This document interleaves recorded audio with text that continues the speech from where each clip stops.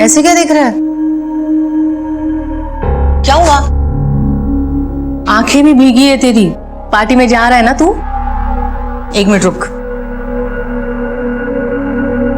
और ये ले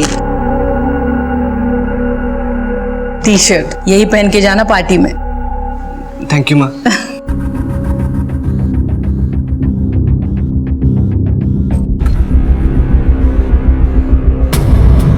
किधर भैया? वो स्कूल का लास्ट ईयर था तो फ्रेंड्स ने पार्टी रखी थी तो मैं। Late night party? कोई जरूरत नहीं है, चुपचाप जाके अपने कमरे में सो जाओ। भैया स्कूल का लास्ट ईयर है, फ्रेंड्स दोबारा नहीं मिलेंगे। कुछ भी हो, चुपचाप जाकर रूम में सो जाओ। प्लीज जाने दीजिए। एक बार बोला ना, समझ में नहीं आ रही तुमको? जाओ। बेटा छोड़ देना, जाने देना। माँ आप बीच में नहीं बोलो, अभी तक खड़े हुए हैं। महेंद्र मेरी बात तो सुनो बेटा। चलो अंदर, पार्टी में जाएंगे।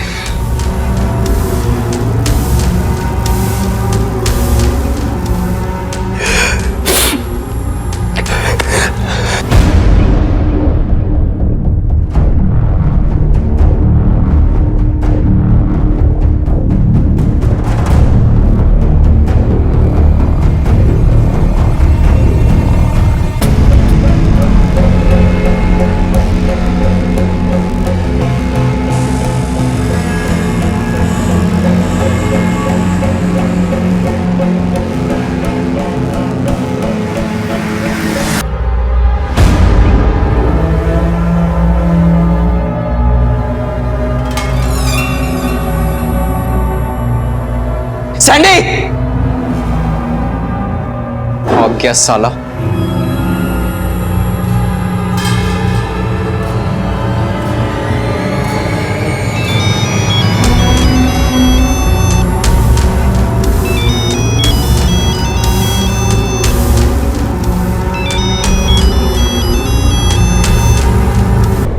नमस्कार, आदाब। क्राइम पेट्रोल डायल 100 में आप सबका स्वागत है।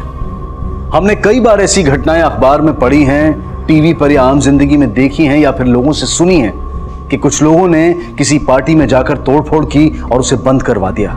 ऐसी घटनाओं की प्रतिक्रिया भी अलग अलग होती है। कोई इसे व्यक्तिगत आजादी का हनन कहेगा, कोई इसे संस्कृति के लिए उठाया गया सही कदम, तो कोई कुछ और। लेकिन आज के इस मामले में घटी घटना के बाद अजीबोगरीब ऐसी घटनाओं का सिलसिला शुरू हो गया जिसने एक के बाद एक ऐसे कई सवाल इंदौर पुलिस के सामने खड़े कर दिए जिनका जवाब तलाशना उनके लिए चुनौती बन गया। लेकिन क्या हुआ था इस घटना के बाद?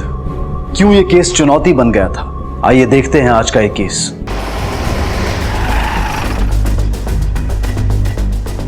आइए सब देखिए सब।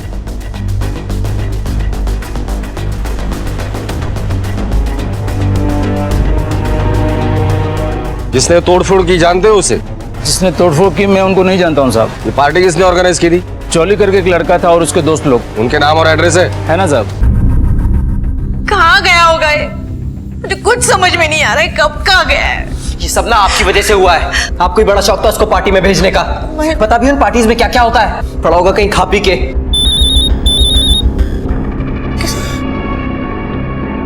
हेलो, सैंडी न्यूज़ का बड़ा भाई महेंद्र बोल रहा हूँ।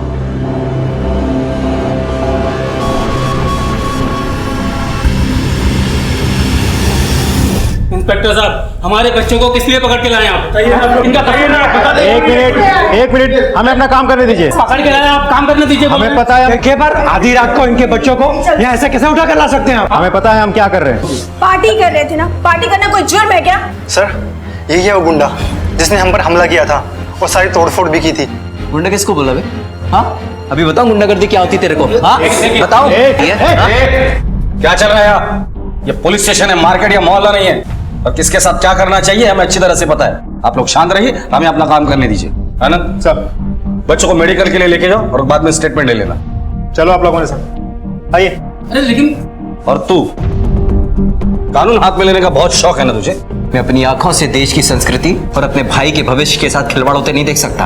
और अगर इसके लिए मुझे 1000 बार भी कानून अपने हाथ में लेना पड़े ना, तो पीछे नहीं हटूंगा। इस देश की यही ट्रेजेडी है, जिन्हें संस्कृति शब्द लिखने भी नहीं आता वो संस्कृति रक्षक बनकर फिरते रहते हैं। तुमने जो हरकत की है ना उसका हिसाब तो हम करेंगे, लेकिन इसके बाद अगर तुम्हारे आवाज और अंदाज ने तमीज और कानून की सीमा लांघने की कोशिश की तो तुम्हारी रक्षा करने कोई नहीं आएगा, याद रखना।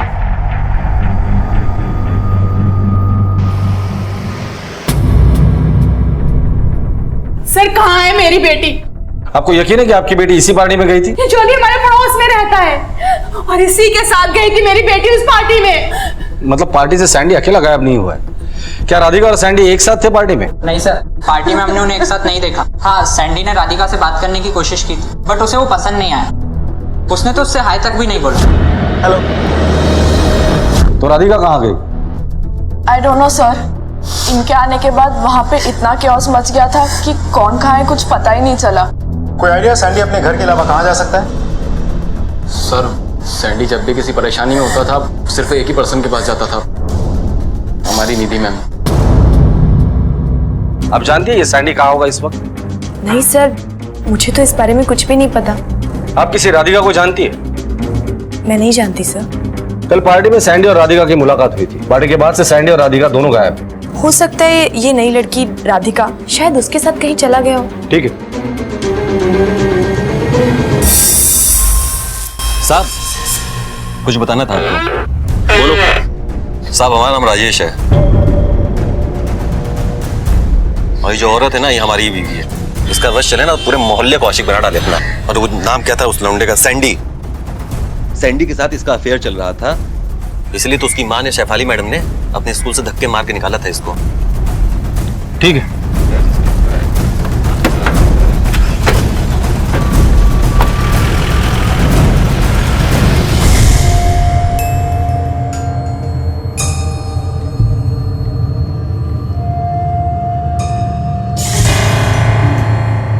मुझे एक फोन करना है और फिर आगे जाना है।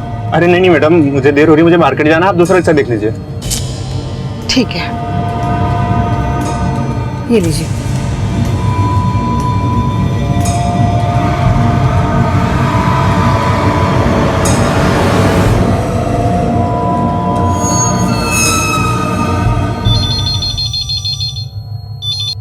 हेलो। हेलो, आप शेफाली मैडम बोल रही है? हाँ जी, बोल रही हूँ। आपका बेटा हमारे पास है, हमने उसे किडनैप कर लिया है। क्या? तुम कौन बोल रहे हो? हेलो हेलो हेलो, मेरा सैंडी कैसा है? वो बिल्कुल ठीक है। आप हमें 15 लाख रुपए दीजिए, हम आपका बेटा आपको वापस लौटा देंगे। और एक बात याद रखिएगा, पुलिस को खबर करने की गलती मत करना, वरना हम सैंडी को मार डालेंगे।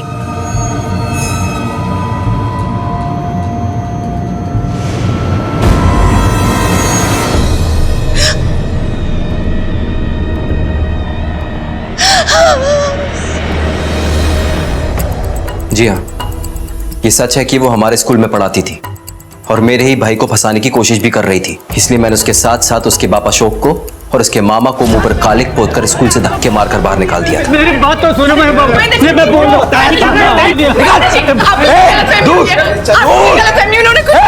रहा मैं मानता हूँ कि मैं सैंडी को ढूंढने उस पार्टी में गया था, लेकिन वो मुझे वहां नहीं मिला।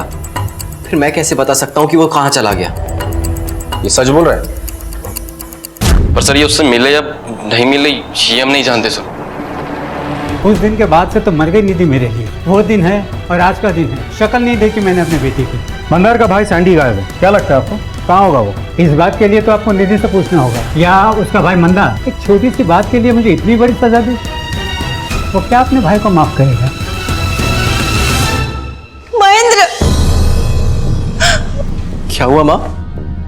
सैंडी को किसी ने किडनैप कर लिया है। क्या? किसने कहा आपको? एक लेडी का फोन आया था।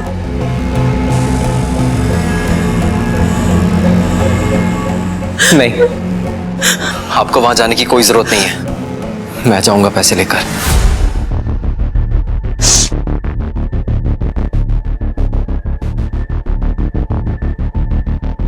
महेंद्र, तू कुछ उल्टी सीधी हरकत नहीं करेगा। ये सैंडी की जिंदगी का सवाल है। तुझे मेरी कसम।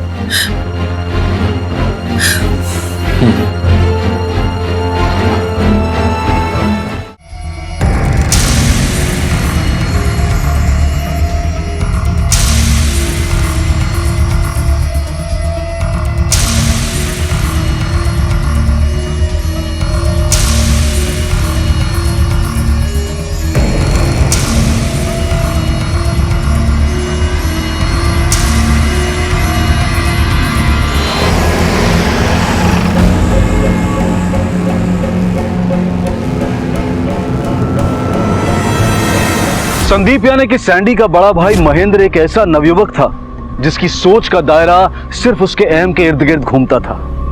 उसे अपने भाई के किडनैप हो जाने का दुख कम और गुस्सा ज्यादा था। अपनी मां शेफाली कुलश्रेष्ठ के कहने पर अपहरणकर्ताओं को देने के लिए पैसे लेकर वो गया जरूर था, लेकिन उसने वो पैसे अपहरणकर्ताओं को ही दिए या फिर वो कोई अलग खेल खेल रहा था, इस बात को दावे से कह पाना अभी मुश्किल था। इस बात का फैसला वक्त को करना था जो कि बहुत तेजी से बीतता जा रहा था और सैंडी का अभी तक कुछ पता नहीं चला था।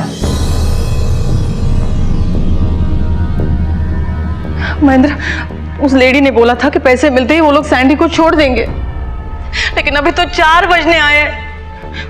मुझे लगता है हमें पुलिस को इन्फॉर्म कर देना चाहिए। माँ, तूने पैसे उसी जगह रखे थे जो मैंने बोली थी? तुमसे कोई गलती तो नहीं ना हुई? माँ, मैंने पैसे वहीं रखे थे जहां आपने मुझसे बोला था। मुझसे कोई गलती नहीं हुई है।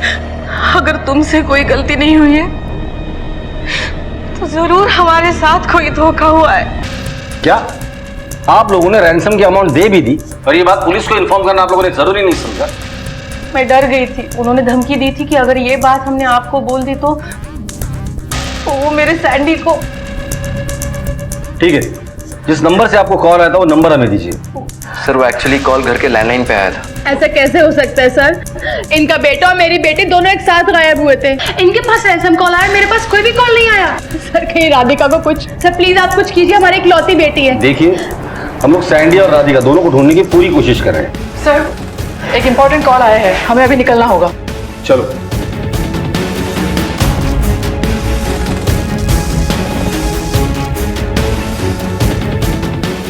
साहब उधर वहाँ।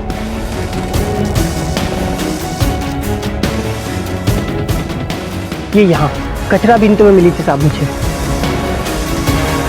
आसपास देखो कुछ क्या मिलता है क्या? चल।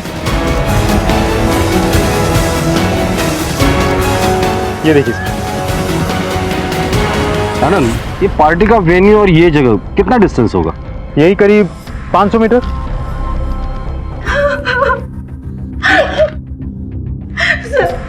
सर, ये मेरी सैंडी की टी शर्ट है। और ये ले टी शर्ट, यही पहन के जाना पार्टी में। सैंडी, हाँ बैठ जाओ। महेंद्र, तूने ठीक नहीं किया। तेरी वजह से मेरी सैंडी को कुछ हुआ ना तो मैं तुझे कभी माफ नहीं करूंगी। सैंडी। आनंद, चल टी शर्ट को फॉरेंसिक के लिए भेज दो।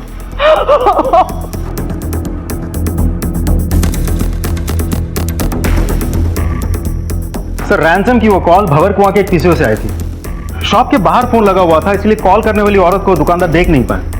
लेकिन सर, रैंसम के लिए एक औरत की तरफ से कॉल आना, ये बात आपको अजीब नहीं लगती? सर, इससे भी अजीब बात तो ये है कि रैंसम का कॉल सिर्फ सैंडी के घर वालों को किया गया, राधिका के घर वालों को नहीं, जबकि दोनों साथ ही में गायब हुए थे।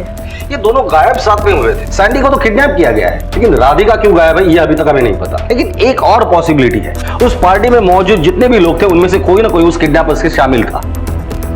रश्मि, लड़के लड़कियां स्टाफ कैटरर जितने भी लोग थे उन सबके कॉल रिकॉर्ड निकालो। Yes sir.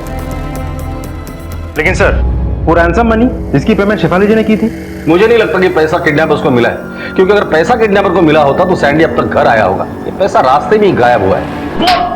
बोल बोल बोल, जल्दी बोल, फटाफट बोल। सर, मेरा ही भाई गायब है और आप मुझ पे ही शक कर रहे हैं। हाँ, क्योंकि रैंसम के लिए कॉल आने के बाद तूने पैसे दिए थे ना, तो पैसे देने के बाद तेरा भाई कैसे नहीं आया? इसका मतलब किडनैपर्स को पैसे नहीं मिले। सर, उन्होंने जो जगह बताई थी मैंने वहां जाकर पैसे रख दिए थे। उसके बाद उन पैसों का क्या हुआ, किसने लिया, मुझे नहीं पता सर। ठीक है, तो सैंडी के बारे में बता। बराबर तेरे वहां पहुंचने के बाद सैंडी पार्टी से कैसे गायब हो गया? सर, ये मैं कैसे बता सकता हूँ? अबे तू ही बता सकता है, और कौन बता सकता है?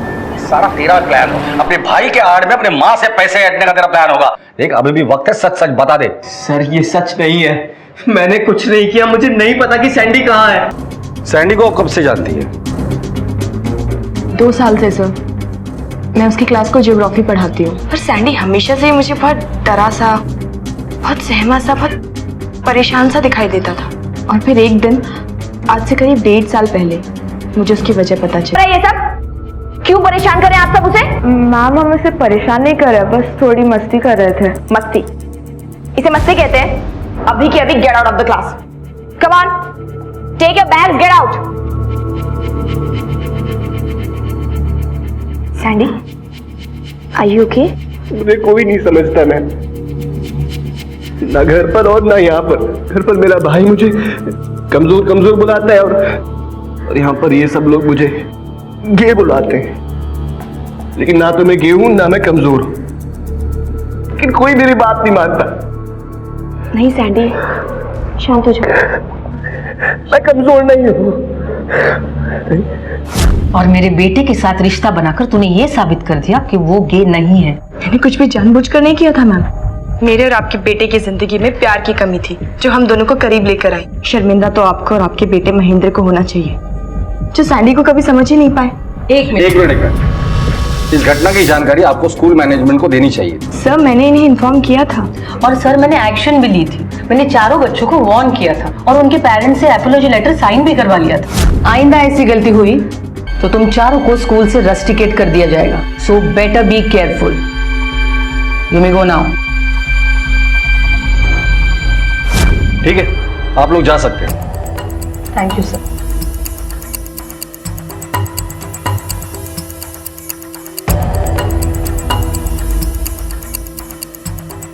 एक बात समझ में नहीं आई, जो बच्चे सैंडी को इतना परेशान करते थे उन्हीं बच्चों के साथ ये पार्टी करने कैसे गया? ये तो वही लोग बताएंगे सर। यस सर, ये बात सच है कि हमने सैंडी को पूरे साल परेशान किया, लेकिन 12th में सब ठीक हो गया था सर। और 12th के बाद हम अलग होने वाले थे, इसलिए सर हमने उसे अपोलोजाइज करने के लिए पार्टी ऑर्गेनाइज की थी सर। अपोलोजाइज करने के लिए पार्टी की थी या पुराना अकाउंट सेटल करने के लिए पार्टी की थी? क्योंकि उसी की वजह से तुम्हारे पेरेंट्स को स्कूल में आना पड़ा था, जलील होना पड़ा था। गुस्सा तो जरूर आया होगा।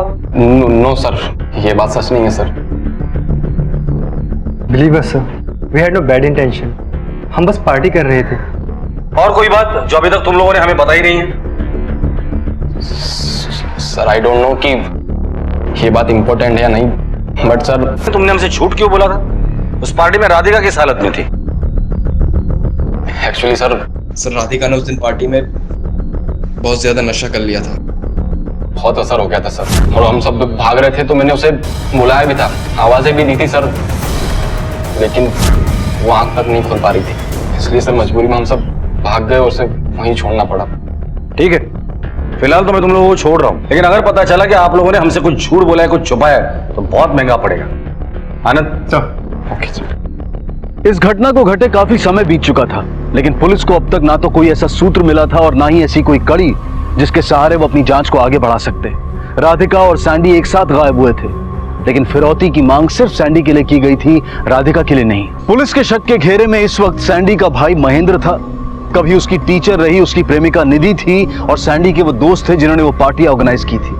हालांकि ये सब लोग इस घटना में अपना हाथ होने से लगातार इनकार करते आ रहे थे, लेकिन पुलिस का मानना था कि इस मामले में आगे बढ़ने का सूत्र उन्हें या तो सस्पेक्ट्स की इस छोटी लेकिन महत्वपूर्ण लिस्ट से मिल सकता है, या फिर उस रात घटी घटनाओं के घटनाक्रम से। और सारे सस्पेक्ट से पूछताछ करने के बाद उन्होंने उस रात के घटनाक्रम को दोबारा से जांचने का फैसला किया। इस केस को सॉल्व करने का क्लू उस रात घटी घटनाओं की टाइमिंग में छुपा हुआ है। सबसे पहले जॉली आता है राधिका के साथ रात 8:30 बजे। उसके बाद सैंडी की एंट्री होती है लगभग 11 या 12 के बीच। फिर उन्हें ढूंढते हुए महेंद्र वहां पहुंचता है रात को 1:30 बजे के आसपास, और 1:30 बजे होटल में आने के बाद वो तोड़फोड़ करता है, मारपीट करता है, पर उसे सैंडी कहीं नहीं मिलता। सर हो सकता है सैंडी ने महेंद्र को वहां आते हुए देख लिया हो और वो कहीं छिप गया हो। लेकिन महेंद्र ने तो पूरा बंगला छान मारा था, फिर सैंडी गायब कहां हो गया? शायद इसलिए क्योंकि सैंडी वहां था ही नहीं। हो सकता है कि महेंद्र के पहुंचने से पहले ही उसका किडनैप हुआ हो। सैंडी और राधिका एक साथ गायब नहीं हुए, क्योंकि रात को 2 बजे जब जॉली वहां से भाग रहा था तो उसने राधिका को नशे की हालत में देखा था। और हम सब भाग रहे थे तो मैंने उसे बुलाया भी था, आवाजें भी दी थी सर, लेकिन वो आंख तक नहीं खोल पा रही थी। इसका मतलब पहले सैंडी गायब हुआ था और उसके बाद राधिका। सर राधिका उन सबके लिए बिल्कुल नहीं थी, तो राधिका का उस पार्टी में पहुंचना महज एक इत्तेफाक था। तो सर मुझे लगता है राधिका के मामले में कोलैटरल डैमेज वाली थ्योरी ज्यादा फिट बैठती है। ये राधिका और सैंडी एक साथ गायब हुए या नहीं ये नहीं पता, लेकिन दोनों के गायब होने में कनेक्शन जरूर है। क्या कनेक्शन हो सकता है सर? दुश्मनी वाला एंगल। निधि के पिता अशोक और मामा संतोष को महेंद्र और उसकी मां शेफाली ने स्कूल से बेइज्जत करके निकाला, तो हो सकता है कि बदला लेने के लिए सैंडी को किडनैप किया हो, या फिर राजेश जिसे पता था निधि और सैंडी के बीच अफेयर चल रहा है, उठाकर लेकर आओ तीनों। Yes sir. हमें शक है कि महेंद्र और शेफाली जो तुम्हारी बेइज्जती की थी उसका बदला लेने के लिए तुमने सैंडी को किडनैप किया है। अब शराफत से बता दो कि सैंडी कहाँ है और उसके साथ क्या क्या किया तुम लोगों ने। मुझे लगता है ऐसे मुंह नहीं खोलोगे तुम लोग। साहब से बात करो, मत मारो साहब, मत मारो, मत बोलता हूँ साहब। मेरी बीवी ही वैश्या है तो मैं कितनों को मारूंगा, कितनों को उठाऊंगा। आज सैंडी है, कल कोई और होगा, कितनों को मारूंगा साहब। और क्या मिल जाएगा मुझे? वो वैश्या है साहब। अगर मुझे बदला ही लेना होता तो मैं अपनी बीवी को मारता। हम सच बोल रहे हैं साहब। हमें गुस्सा जरूर आया था और ये भी सोचा था हमने कि जिंदगी में मौका मिलने पर हम जरूर बदला लेंगे माँ बेटे से, लेकिन हमने ऐसा नहीं किया साहब। तू अपने बीवी के बारे में जो कुछ भी कह रहा है ना, अगर वो वाकई सच है तब तो तलाक क्यों नहीं ले लिया? क्यों रह रहा है उसके साथ? साहब आप सब जानते हैं हमारा कानून सिर्फ औरतों के लिए है, मर्दों की कोई सुनवाई नहीं है। और अगर तलाक भी ले लो तो भत्ता दो। मेरे पास पैसे भी नहीं उतने, बस इसीलिए इतने दिन से जेल रहा हूं उसको साहब। तो इसीलिए तूने सैंडी को किडनैप किया ताकि उसके फिरौती के पैसे से तुझे अपनी बीवी से छुटकारा मिले। नहीं साहब नहीं, यकीन मानो मैंने कुछ नहीं किया साहब, कुछ नहीं किया। अरे मैं मुंह से बड़बड़ कर सकता हूँ साहब, मेरी इतनी औकात नहीं है कि मैं कोई कांड करूँ और बचा लूं। कुछ नहीं किया साहब मैंने।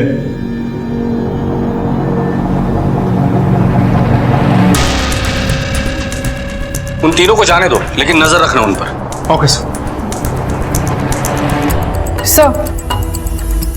सर ये रही उस पार्टी में शामिल लोगों की कॉल डिटेल्स। इसमें कुछ भी सस्पिशियस नहीं है सिवाय एक बात के। क्या? सर पार्टी के लेट नाइट करीब 4 से 5 बजे के आसपास निधि उस एरिया में थी और वो भी बिल्कुल अकेली। वो कुछ देर वहां ठहरी और फिर घर लौट गई। निधि? उसे तो पार्टी में इनवाइट ही नहीं किया था। वो वहां क्या कर रही थी?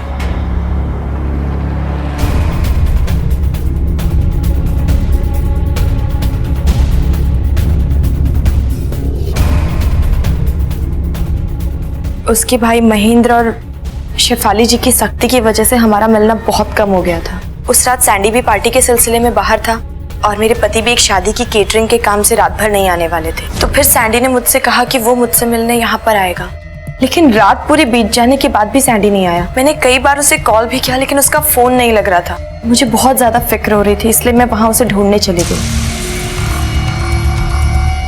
सर दुनिया चाहे कुछ भी बोले, मैं सैंडी से सच में बहुत प्यार करती हूँ। फिक्र है मुझे उसकी, क्योंकि अगर वो नहीं होता तो शायद आज मैं इस दुनिया में नहीं होती। मतलब? अपनी जिंदगी से परेशान होकर मर जाना चाहती थी मैं, जब सैंडी ने मुझे बचाया। मैम अगर आपको प्रॉब्लम ना हो तो मुझे वो वजह बनने में खुशी मिलेगी जिसकी वजह से आप जी सके। हमें सैंडी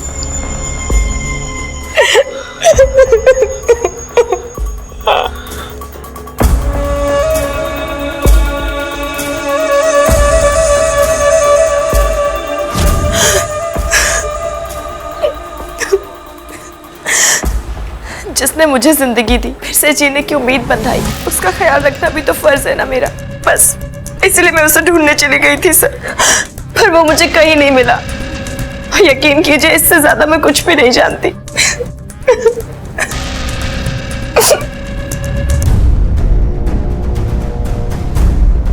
निधि अगर सच बोल रही है तो उसका बयान हमारी थियरी को सपोर्ट करता है कि सैंडी महेंद्र के डर से वहां नहीं छिपा, बल्कि महेंद्र के पहुंचने से पहले ही सैंडी का किडनैप हुआ था। सैंडी अगर बंगले में या बंगले के आसपास कहीं में भी होता तो निधि से मिलने वो जरूर पहुंचता।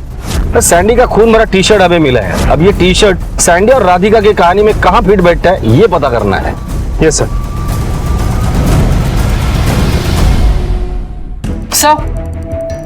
सर भंवर कुआं के वो पीसीओ के आसपास के शॉप की सीसीटीवी फुटेज मैंने चेक की है, पर उस कॉल करने वाली औरत का कुछ पता नहीं चला है सर। एक जवान लड़के को किडनैप करना फिर रैंसम के लिए कॉल करना एक अकेली औरत का काम नहीं हो सकता। जरूर कोई ना कोई मर्द भी इन्वॉल्व है, लेकिन कॉल रिकॉर्ड के हिसाब से इस केस से जुड़े जितने भी सस्पेक्ट है वो अपने अपनी लोकेशन पे मौजूद थे, इंक्लूडिंग निधि। तो फिर ये औरत और मर्द कौन हो सकता है? और रिकॉर्ड दोबारा से स्कैन करना। वैसे आनंद, ये साकेत नगर रॉबरी केस की अगली डेट क्या है? सर वैसे तो कल की थी, लेकिन कोर्ट ने डेट कैंसिल करके नेक्स्ट वीक की दी है। ओके। हेलो, क्या? कब? ठीक है, हम लोग उसका इंतजार कर रहे हैं। क्या हो गया सर? सागवेर पुलिस स्टेशन से फोन था, राधिका मिल गई है, काफी खराब हालत में। वो लोग उसका मेडिकल करवाकर यहाँ लेकर आ रहे हैं। तुम उसकी माँ को इन्फॉर्म करो। Yes sir. सर मुझे कुछ याद नहीं है। आवाज सुनाई दी बहुत चीखने चिल्लाने की, तभी वहाँ मुझे सैंडी दिखा, उसे कोई खींच रहा था। इस केस में ये पहली बड़ी सफलता थी जो जांच दल के हाथ लगी थी। राधिका का यूं खुद ब खुद सही सलामत वापस लौट आना खुशी की बात थी, लेकिन उसके लौट आने से इस मामले की जांच पर कोई असर नहीं पड़ा था, क्योंकि उसके पास पुलिस के किसी भी सवाल का कोई जवाब नहीं था। इस केस में इंदौर पुलिस के सामने अब भी अंधेरा ही था, जहां से बाहर निकलने का रास्ता उन्हें खुद ढूंढना था। क्या इंदौर पुलिस इस अंधेरे में रोशनी का कोई सुराग खोज पाई? क्या उन्हें पता चला कि सैंडी और राधिका के इस तरह अचानक गायब हो जाने के पीछे किसका हाथ था? और क्या राधिका का इस तरह से वापस लौट आना कोई सामान्य सी बात थी या फिर एक सोचा समझा षड्यंत्र? राधिका जिस हालत में मिली थी, उस हालत में कोई भी इंसान 1 घंटे में कितना किलोमीटर चल सकता है? शायद 5 किलोमीटर। अगर राधिका 5 किलोमीटर दूर चलकर या सांगवेर पुलिस स्टेशन पहुंचती है, यहाँ से 10 किलोमीटर नॉर्थ ईस्ट, ये एक सुनसान जगह है और यहाँ एक रेलवे ब्रिज भी है, जैसे राधिका ने बताया था। मेरे हिसाब से राधिका यहाँ थी।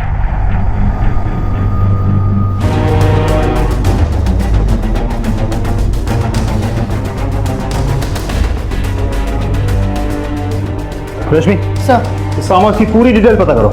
Yes sir.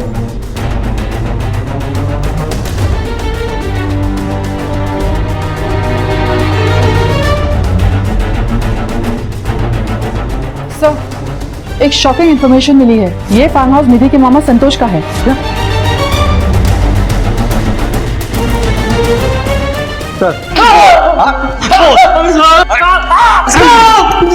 राधिका तेरे फार्म हाउस में क्या कर रही थी? बोल। साहब मैं सिर्फ इतना बता सकता हूँ साहब, सैंडी किडनैप होने के बाद निधि हमारी बहन सुनंदा को काफी मिलने जुलने लगी थी साहब। इन दोनों का मेलजोल देखकर मुझे लगा कि वो जरूर कुछ करने वाले हैं साहब। फिर एक दिन भंवर कुआ के पीछे के पास मैंने मेरी दीदी को देखा, हमने पूछा भी, तो उसने मुझे कुछ नहीं बताया साहब। आपका बेटा हमारे पास है, हमने उसे किडनैप कर लिया है। सर, पता चला है कि निधि दार्जिलिंग शिफ्ट होने वाली है। वहाँ के एक स्कूल में उसे टीचर की नौकरी लगी है और उस स्कूल से पता चला है कि उसकी ज्वाइनिंग डेट नेक्स्ट मंथ की है। निधि शिफ्ट हो रही है? सर। जी सर, सब कुछ बताने को तैयार हूँ। मुझे नहीं पता सैंडी कहाँ है और कैसा है। जब मैंने सैंडी को बताया कि मेरी जॉब दार्जिलिंग लग गई तो फिर। नहीं सैंडी, ऐसा कुछ भी नहीं कि मैं तुम्हें छोड़कर कहीं जा रही हूँ। मैं तो बस राजेश से अपना पीछा छुड़वाना चाहती हूँ और सिर्फ इसलिए मैंने जॉब ली है। लेकिन अगर ऐसी बात है तो मैं आपके साथ क्यों नहीं आ सकता? सैंडी, तुम्हारे सामने तुम्हारा पूरा फ्यूचर है। आपके बिना ना तो मेरा कोई भविष्य है ना कोई फ्यूचर है। मैं नहीं रह पाऊंगा आपके बिना, मैं सुसाइड कर लूंगा। सैंडी, कैसी बातें कर रहे हो तुम? मैं भी तुमसे दूर नहीं रहना चाहती, लेकिन तुम जानते हो। लेकिन क्या, अगर आप भी वैसा चाहती हैं तो मेरे पास एक आइडिया है जिसके जरिए से हम लोग एक साथ रह सकते हैं हमेशा के लिए। कैसे? लेकिन आप पहले प्रॉमिस कीजिए कि आप मेरे प्लान सुनाने से पहले कुछ रिएक्ट नहीं करेंगे। प्रॉमिस? प्रॉमिस। आप मुझे किडनैप कर लीजिए। व्हाट? सैंडी, कैसी बातें कर? आपने कहा था कि आप नहीं बोलेंगे, आपने प्रॉमिस किया था। पहले आप मेरा पूरा प्लान सुनिए। हम दोनों मिलकर मेरी किडनैपिंग का नाटक करेंगे। उसके बाद आप मेरी मॉम से रैंसम की डिमांड कीजिएगा, जो कि मॉम इजीली आपको दे देंगे। आप वो पैसे लेकर दार्जिलिंग चले जाइएगा और मैं यहाँ पर कुछ दिन घर पर रहूँगा और कुछ दिन बाद बिना किसी को बताए मैं आपके पास आ जाऊँगा। लेकिन अगर मैं रैंसम के लिए शेफाली जी को खुद कॉल करती तो ऐसा हो सकता था कि वो मेरी आवाज पहचान जाती और मुझे अपने लिए अलाबाई भी सेट करनी थी ताकि आप लोगों का शक मुझ पे ना जाए। बस इसलिए मैंने अपनी माँ को कॉल किया और उन्हें अपने प्लान के बारे में बताकर उनसे हेल्प मांगी। अपनी बेटी की खुशी के खातिर मैंने इसे मदद करने के लिए हाँ कह दी। तो समझदार है, एक उम्र जी चुकी है। आपको पता होना चाहिए था कि निधि और सैंडी जो कुछ भी कर रहे थे वो गलत था। आप दोनों के अलावा ये प्लान सैंडी को पता था। फिर सैंडी और राधिका संतोष के फार्म हाउस पे कैसे पहुंच गए? सर, माँ ने मामा के फार्म हाउस की चाबी मुझे दी थी और हमारा यही प्लान था कि सैंडी को हम वहीं छुपा कर रखेंगे। लेकिन जब उस रात सैंडी मुझे नहीं मिला तो मैं तो हमारे फार्म हाउस पे गई ही नहीं। तो फिर वो चाबी किडनैपर के पास कैसे गई? आपने चाबी कहाँ रखी थी? निधि के साथ साथ राजेश ने भी हमें यही बताया कि उस रात वो सुदाम नगर कॉलोनी में किसी शादी में केटरिंग का काम कर रहा था। पता करो वाकई वो केटरिंग का काम कर रहा था या कुछ और पका रहा था। जी सर, मेरे घर में ही शादी था, मैंने ही दिया था कैटरिंग का ऑर्डर राजेश दुबे को, पर वो आया नहीं। क्योंकि सुदामा नगर की उस शादी में तूने कैटरिंग का कॉन्ट्रैक्ट जरूर लिया था, लेकिन तेरा स्टाफ वहां गया था, तू नहीं गया था। तो तू कहाँ था बता। अरे साहब, मैंने सोचा भी नहीं था कि वहां तक पहुंच पाएंगे आप लोग। मतलब ये सब तेरा किया कराया था, क्यों किया ये सब? अरे बोल। ज्यादा कुछ मांगा नहीं था मैंने अपनी बीवी से, 4 रोटियां और थोड़ा टाइम बिस्तर पे। इतना भी देने को तैयार नहीं थी वो मेरे को। दिल का रिश्ता, कभी क्या प्यार इश्क मोहब्बत, दिन भर लेक्चर। टीचर थी ना, टीचर, बच्चा समझती थी मुझको। ऊपर से कोड़ में खाज बन के आ गए सैंडी। इनको भी मैं ये लूं, यहां मैं बूंद बूंद को तरस रहा हूं और मेरी ही बीवी का जवानी का सागर ये भाई साहब आराम से पी रहे हैं। पीछा किया, फोन चेक किया, सब कुछ किया, तब जाके पता चला कि हमको छोड़ के मैडम दार्जिलिंग जा रही। तभी मुझे सैंडी के संग जो झूठी प्लानिंग थी किडनैपिंग की, वो भी मालूम चली। बस मेरे को मौका मिला सैंडी से हिसाब किताब बराबर करने का। मैं पार्टी में गया, चुपचाप छुप के बैठ गया। पिया हुआ था कि क्या था पता नहीं, तोड़ फोड़ करने लगा। मैंने सोचा कि मेरे प्लान की तो ऐसी की तैसी हो गई, लेकिन नहीं, उसने तो मेरा काम और हल्का कर दिया। अब तो और किसी को मुझ पर शक नहीं होता।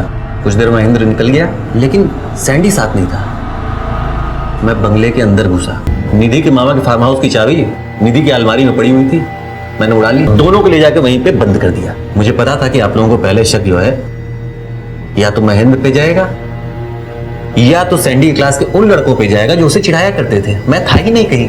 और जब आपको निधि और सैंडी के किडनैपिंग वाले झूठे प्लान का पता चलता तो आप निधि के ऊपर शक करते। सब कुछ एकदम क्लियर मेरे सोचे अनुसार चल रहा था सर। तो मैंने सोचा कि अब इस सैंडी को जिंदा क्यों रखे, मुक्ति देते। मार दिया, बोरे में भर के गोदाम में फेंक दिया। तूने सैंडी को मार डाला? हाँ सर, अब क्या करता उसको जिंदा रख के। सब कुछ तो वैसा ही चल रहा था जैसा मैंने सोचा था। तो फिर राधिका को जाने क्यों दिया? राधिका को सर जाने इसलिए दिया कि वही तो आपको फार्म हाउस तक ले जाती ना। आप लोग सब पहचान जाओगे, सब पता कर लोगे सब। राजेश ने एक बेहद घटिया और खतरनाक खेल खेला था, लेकिन इस खेल को खेलने के लिए जमीन देने में हर उस शख्स का हाथ था जो इस केस से जुड़ा था। अगर सैंडी की मां शेफाली और उसके भाई महेंद्र ने सैंडी की भावनाओं और उसके प्यार की जरूरत का ख्याल रखा होता, घर में एक विश्वास का वातावरण बनाया होता, तो कभी भी सैंडी अपने ही अपहरण का नाटक नहीं रचता और ना ही उसका इतना भयंकर अंत होता। उसी तरह अगर निधि के पिता ने उस पर विश्वास दिखाया होता तो उसकी जिंदगी अन्याय और ज्यादतियों की वो कहानी नहीं बनती जिसका अंत दुखद ही होना था। सैंडी और निधि के रिश्ते पर उंगली उठाने का ना तो हमें कोई अधिकार है और ना ही हमारी ऐसी कोई मंशा है, लेकिन जिंदगी से जुड़ी हर दूसरी चीज की तरह प्रेम के भी अपनी कुछ मर्यादाएं होती हैं, कुछ नियम होते हैं जिनका पालन ना करना कभी कभी खतरनाक साबित हो सकता है, जैसा कि इस मामले में हुआ। कुल मिलाकर इस मामले में हर किसी ने जीवन के किसी न किसी नियम की, किसी न किसी मर्यादा की अवहेलना की, जिसका अंजाम इस दुखद कहानी के रूप में सामने आया। ईश्वर ने हमें ये जीवन भी दिया है और उसे अपने तरीके से जीने का पूरा अधिकार भी, लेकिन तब भी हमारे ना चाहते हुए भी इस तरह की घटनाएं हो जाती हैं, क्योंकि हम ये भूल जाते हैं कि अधिकार पाने के लिए फर्ज को निभाना और नियमों का पालन करना भी जरूरी होता है। इसी विचार के साथ अब मैं अनूप सोनी आपसे विदा लेता हूं। फिर मुलाकात होगी अगले एपिसोड में एक और चौंका देने वाले केस के साथ। तब तक अपना और अपने परिवार का ख्याल रखें और देखते रहें क्राइम पेट्रोल डायल 100। सबक एक को, सीख हम सबको। जय हिंद।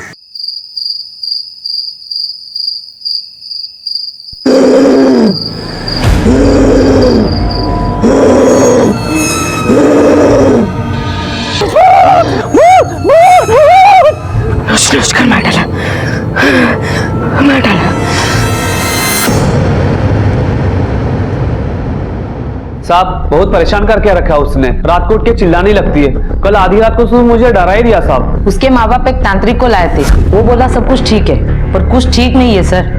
अभी भी उसका रात को चीखना चिल्लाना चालू है। मैं तो बोलता हूँ साहब कोई भूत वूत नहीं है, सब नाटक कर रही है वो अपने पति को दबा के रखने के लिए। जो भी है साहब आप ही हमारी मदद कर सकते हैं, हमारा जीना उधर मुश्किल हो गया। मद्रे जाके देखो मामला क्या है। भूत, पिशाच, आत्मा इस सब के वजूद पर हमेशा से सवालिया निशान रहा है। कुछ लोगों का मानना है कि इंसान की तरह आत्मा के वजूद को भी नकारा नहीं जा सकता है, और कुछ लोग इसे मन का वहम और अंधविश्वास बताते हैं। विज्ञान भी भूत प्रेत के अस्तित्व को नकारता है, लेकिन मलाड में अपने पति और अपनी बेटी के साथ रहने वाली शिल्पा इस तरह से अचानक अजीब सा बर्ताव क्यों कर रही थी? क्या वो सच में किसी आत्मा की चपेट में थी या फिर वो किसी तरह का नाटक कर रही थी? आखिरकार शिल्पा अपने इस संदिग्ध बर्ताव से साबित क्या करना चाहती थी? क्या वो किसी अनहोनी का शिकार हुई थी, या वो किसी जुर्म का हिस्सा बनी थी, या वो खुद दोषी थी? इन सारे सवालों के जवाब में शायद कुछ ऐसा छिपा था जो भयभीत करने वाला था।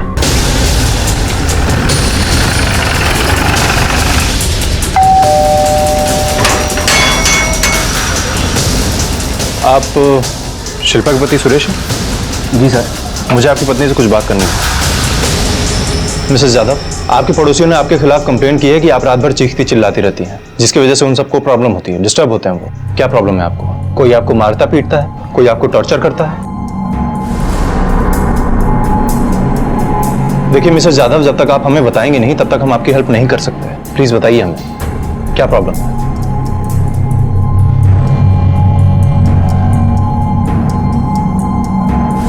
हाँ सर, पड़ोसी सच कह रहे हैं। शिल्पा चिल्लाती है पर मैं उसे मारता हूँ इसलिए नहीं। साहब मैंने आज तक उस पर उंगली तक नहीं उठाई। चाहिए तो आप मेरी बेटी से पूछ ले, मधु से पूछ लीजिए। क्या आपके पापा आपकी मम्मी के साथ मारपीट करते हैं, लड़ाई झगड़ा करते हैं?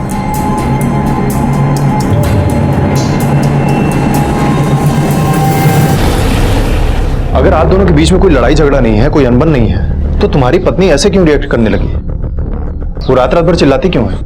पता नहीं साहब, ये सब कुछ 10 महीने पहले चालू हुआ। कोई कहता है शिल्पा पागल हो गई है, कोई कहता है नाटक करी है, उसके माँ बाप कहते हैं भूत का साया है। तुम उसे किसी अच्छे साइकियाट्रिस्ट या डॉक्टर को क्यों नहीं दिखाते? साहब मैं शिल्पा से प्यार करता हूँ। आपको लगता है मैंने ये सब कुछ किया नहीं होगा? सब कुछ किया साहब, कुछ फायदा नहीं होता इसका। कभी तुमने शिल्पा से ये पूछा है कि आखिर 10 महीने पहले उसने ऐसा क्या देखा या फिर ऐसा क्या हुआ जिसकी वजह से वो ऐसा रिएक्ट करने लगी? बहुत बार पूछा सर, पर वो बताए तो ना। जब होश में रहती है तो गुमसुम रहती है, नींद से उठती है, चिल्लाने लगती है, बिना किसी को बताए घर से बाहर निकल जाती है। सब मालूम नहीं साहब, हमारे संसार को किसकी नजर। सर शिल्पा की हालत तो बहुत खराब है। वैसे उसके घर में तो ऐसे कोई प्रॉब्लम नहीं है सर, लेकिन वो जिंदा लाश की तरह पड़ी रहती है, जैसे ना कुछ देख रही हो ना ही कुछ सुन रही हो। सर मुझे लगता है कि उसको किसी बात का गहरा सदमा लगा है। मात्र एक अच्छी खासी औरत बिना किसी मेडिकल इश्यू के इस तरह का डिस्टर्ब बिहेवियर करने लग जाती है, क्यों? ऐसा करो, एक आदमी उसके घर के बाहर सर्विस पे लगा दूं, देखो क्या होता है। ठीक है सर।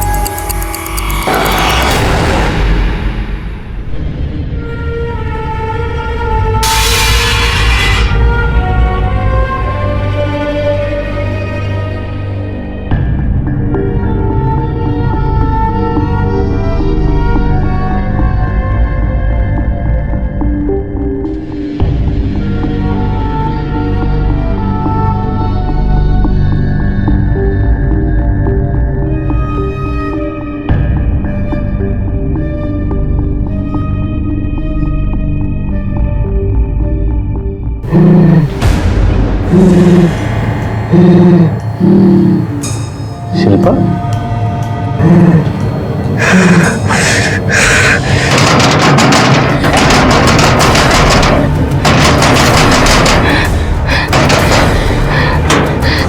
मार डाला उसे, चुन चुन शिल्पा डाला शिल्पा फिर दफन कर दिया। मार डाला उसे चुन चुन के मार डाला, फिर दफन कर दिया। मार डाला उसे, मार डाला।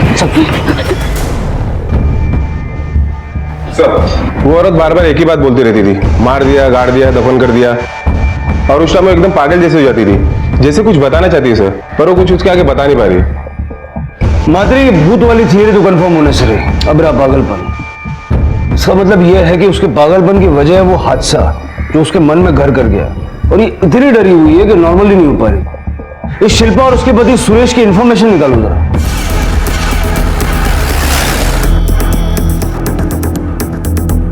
10 महीने पहले तक तो शिल्पा वही एकदम ठीक थी, बहुत मिलनसार और खुश रहा करती थी। वो रोज अपनी बेटी मधु को आपके घर छोड़ने आती थी। हाँ, क्यों? वो काम पे जाती थी ना, इसलिए मधु को यहाँ पे छोड़ती थी। सर एक डांस क्लास है, उसमें रिसेप्शनिस्ट का काम करती थी। काम क्यों छोड़ा? मालूम नहीं साहब। मतलब तुम्हारी बीवी ने नौकरी छोड़ने का डिसीजन ले लिया और तुम्हें उसकी वजह तक नहीं मालूम है? सर मैंने बहुत बार पूछने की कोशिश की। एक्चुअली क्या होता था सर कि मैं ऑफिस छुट्टी के बाद उसे डांस क्लास पिकअप करने के लिए जाता था। मैं डांस क्लास पहुंचा तो तब तक वहां से वो निकल चुकी थी। मैंने फोन लगाया था, फोन नहीं लग रहा था, तो मुझे लगा वो घर चली गई होगी, तो मैं भी घर चला आया। सर मैं घर पहुंचा तो घर के बाहर ही बैठी हुई थी। तुम यहाँ बैठी हो, अंदर क्यों नहीं? अजीब तरीके से रो रही थी, मालूम नहीं उसका ध्यान कहाँ था, क्या सोच रही थी। मैंने उससे बात करने की कोशिश की तो ऐसा लगा कि अभी अभी नींद से जागी है। गले लगा के बहुत जोर जोर से रोने लगी। तुमने उससे पूछा नहीं कि क्या हुआ? पूछने की कोशिश की थी साहब, पर उसने कुछ नहीं बताया। अगली सुबह मैंने उससे पूछा कि काम पे नहीं जाना है, तो वो बोली आज से काम पे नहीं जाऊंगी। जोर देके पूछा तो मुझ पर भड़क गई। उस दिन से आज तक उसका पागलपन वैसे कि वैसा है। ऐसा क्या हुआ था कि उसने नौकरी छोड़ दी और ऐसी हालत हुई? सर मुझे लगता है कि शिल्पा के साथ जो कुछ भी हुआ है या तो क्लास के दौरान हुआ है या तो क्लास से घर लौटते वक्त हुआ है। शिल्पा ये जो बार बार बोलती रहती है मार डाला, दफन कर दिया, इससे एक तुक तो लगाया जा सकता है कि मामला शायद खून का हो। जरा शिल्पा के डांस क्लास जाके पता करो। ठीक है सर। ये डांस क्लास आप भी चलाते हैं ना? हाँ सर। आपके यहाँ एक लड़की एज ए रिसेप्शनिस्ट काम करती थी, शिल्पा नाम की, राइट? हाँ सर, बिना नोटिस दिए वो अचानक काम छोड़ के चली गई और ऑलमोस्ट 10 महीने हो गए हैं और 11 जून को वो लास्ट टाइम काम पे आई थी। कमाल है, उसके काम छोड़ने की तारीख आपको मुंह ज़बानी याद है? वो इसलिए सर क्योंकि 12 जून को हमारी डांस क्लास का स्थापना दिवस होता है और बहुत सी तैयारी करनी होती है और उसके जाने की वजह से हमें काफ़ी प्रॉब्लम का सामना करना पड़ा। 11 तारीख को वो कितने बजे गई थी? नॉर्मल टाइमिंग से थोड़ा लेट हुआ होगा सर, क्योंकि अगले दिन फंक्शन की बहुत तैयारियां करनी थी। वो अकेली नहीं रुकी थी, बाकी लोग भी उसके साथ थे। और आप कहाँ थे? सर 11 जून को मेरी वाइफ का बर्थडे होता है, तो इसलिए मैं 5 बजे यहाँ से निकल गया था। शिल्पा रुकी थी क्योंकि उसका हस्बैंड उसको लेने आने वाला था। शिल्पा यहीं क्लास में ही रुकी थी? नहीं सर, बाहर रुकी थी क्योंकि 9:30 बजे सेटर बंद हो जाता है। सर शिल्पा उस रात यहीं पर खड़े होकर अपने हस्बैंड का वेट कर रही थी। सर ये एरिया काफी सुनसान है और मार्केट भी आगे से लेफ्ट टर्न लेने पे ही शुरू होता है, इसलिए सर मुझे ऐसा लगता है कि शिल्पा के साथ जो कुछ भी हुआ है यहीं पे हुआ है सर। मात्र ऐसा भी तो हो सकता है कि शिल्पा के साथ कुछ न हुआ बल्कि उसने कुछ होते हुए देखा हो जिसका सदमा उसे लगा है। जरा उस तरफ देखते हैं, हो सकता है कुछ हाथ लग जाए। ठीक है।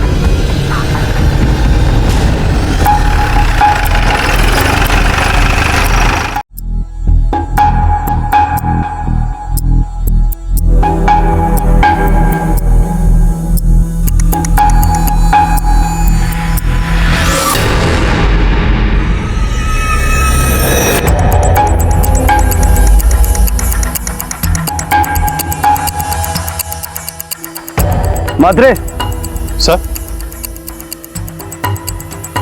पूरा मैदान सूखा हुआ है, ये सिर्फ इतने हिस्से में घास उगी हुई है। जरा आसपास कोई वॉचमैन है तो बुला के लो। ठीक है सर। सर ये डंप यार्ड का वॉचमैन है। कब से काम करते हो यहाँ? साहब 2 साल से। तब तो तुम्हें आइडिया होगा यहाँ कोई पानी की पाइपलाइन जाती है क्या या पानी का कोई और सोर्स? नहीं साहब ऐसा तो कुछ नहीं। ठीक है जाओ। जी सर। मात्रे पानी का कोई सोर्स नहीं और पूरे मैदान में सिर्फ यहाँ पे हरी घास उगी हुई है, समझ रहे हो? क्योंकि जमीन में दफनाई हुई बॉडी डिकम्पोज होने के बाद खाद का काम करती है।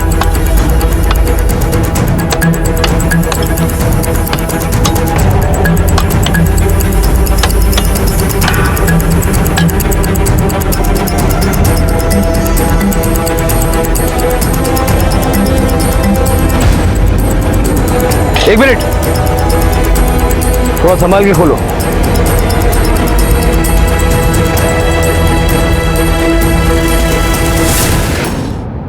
गोल्ड का ब्रेसलेट है हाथ में।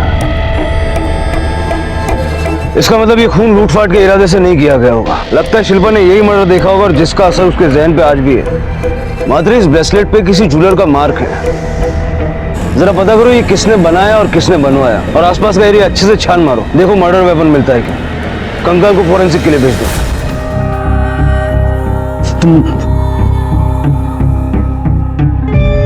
मधु बेटा आप नीचे जाओ खेलने के लिए, आपके दोस्त लोग सब नीचे खेल रहे हैं, चलो भागो। हाँ।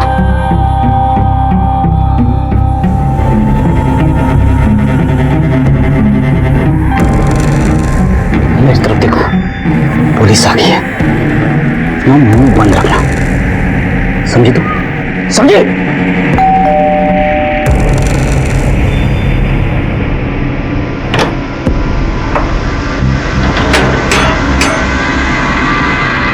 मिसेस यादव से कुछ बात करनी है हमें। आइए ना सर। मिसेस यादव, जिसे आप मार देने की, गाड़ देने की बात करती है, शायद वहां तक हम पहुंच गए। आपकी क्लास के सामने के मैदान में से हमें कंकाल मिला। इसी मर्डर की बात करती है ना, या कोई और बात है?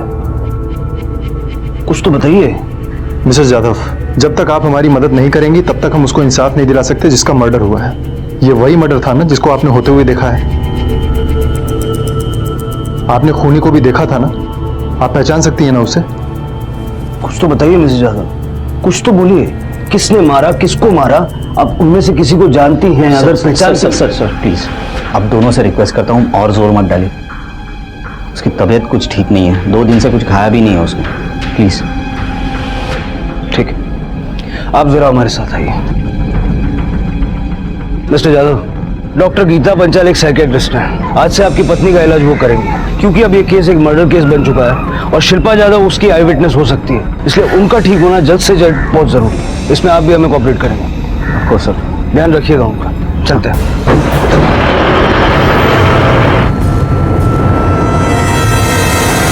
एक भूतग्रस्त लड़की से एक मानसिक असंतुलन से जूझती लड़की तक शुरू हुआ यह केस अब एक मर्डर केस में तब्दील हो चुका था, जिसे कई महीनों पहले अंजाम दिया गया था। पुलिस को एक कंकाल मिला था जिसकी पहचान उनके लिए चुनौतीपूर्ण होने वाली थी। शिल्पा कुछ भी कहने में असमर्थ थी और साथ ही उस पर सुरेश का दबाव भी था। तो क्या सुरेश ही इस हत्या का जिम्मेदार था? और उसने जो कहानी पुलिस को सुनाई थी, क्या वो झूठी थी? कहीं वो खुद ही तो शिल्पा की इस हालत का जिम्मेदार नहीं था, या फिर शिल्पा भी किसी तरह से इस गुनाह से जुड़ी हुई थी? ये जो तुम्हारे डांस क्लास के सामने जो प्लॉट है, ये किसका है? ये प्लॉट मिस्टर रजत शाह का है। वो इंडिया नहीं, सिंगापुर में रहते हैं और कई सालों से यहाँ पे आए भी नहीं। पाटिल सर, रजिस्ट्रार के ऑफिस से इस प्लॉट की पोस्टल एड्रेस निकालो और ओनर की डिटेल्स निकालो। Okay sir.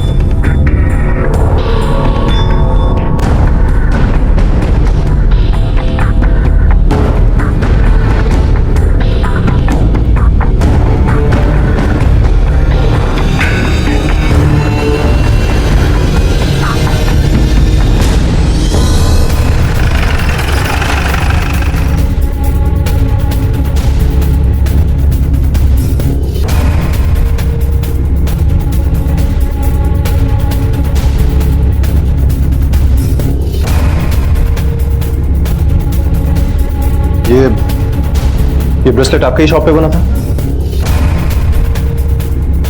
हाँ सर, ये हमारे यही का है। बिल दिखाइए।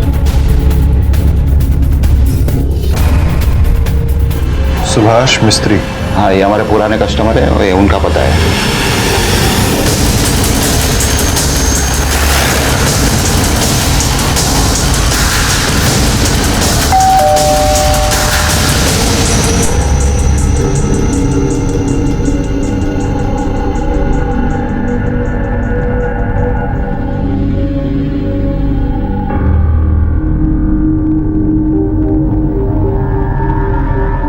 जी कहिए।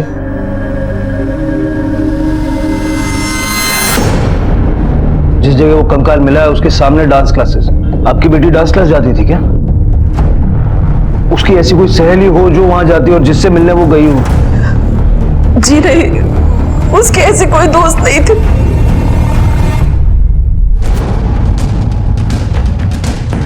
मात्र कंदेली पुलिस स्टेशन से कांटेक्ट करो और पूजा की मिसिंग रिपोर्ट और उससे रिलेटेड सारे केस पेपर्स मंगवाओ। ठीक है सर।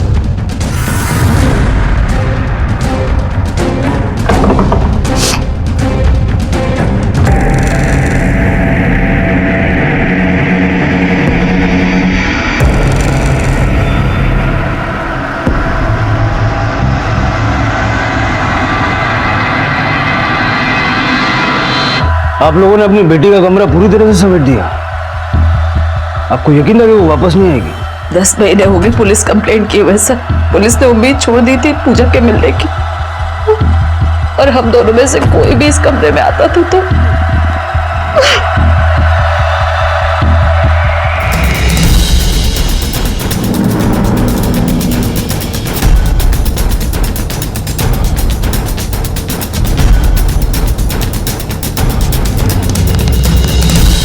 पूजा का किसी से कोई अफेयर वगैरह था क्या, या कोई दुश्मनी? आपकी किसी से कोई रंजिश थी क्या, जिसकी वजह से पूजा को कोई मार सकता है? नहीं सर, ऐसा कुछ नहीं था। ये रही कांदीवाली पुलिस स्टेशन से पूजा की मिसिंग रिपोर्ट और इन्वेस्टिगेशन की फाइल। इसके मुताबिक पूजा 10 महीने पहले 11 जून 2016 को अपने कॉलेज जाने के लिए निकली थी। हाँ सर, लेकिन पूजा के दोस्तों के बयान के मुताबिक वो उस दिन कॉलेज पहुंची नहीं थी, और पुलिस के मुताबिक कॉलेज पहुंचने से पहले ही पूजा का फोन बंद हो गया था। इसका मतलब पूजा को आधे रास्ते से ही उठा लिया गया। शिल्पा के साथ जो हादसा हुआ वो भी 11 जून को हुआ, लेकिन रात में, और क्लास और शिल्पा के आई विटनेस होने के बीच का जो समय है, उसके मुताबिक या तो पूजा को मार के वहां ले जाके दफनाया गया या फिर वहीं मार के दफनाया गया। तो शिल्पा जब तक बयान देने की हालत में नहीं होती तब तक हमारे लिए ये सिर्फ एक अंदाजा है। Yes sir. Doctor Panchal, Mrs Yadav की तबीयत अब कैसी है? काफी बड़ा सदमा लगा है, उसे हील होने के लिए थोड़ा और टाइम देना चाहिए। आइए ना, आपसे कुछ बात करना है।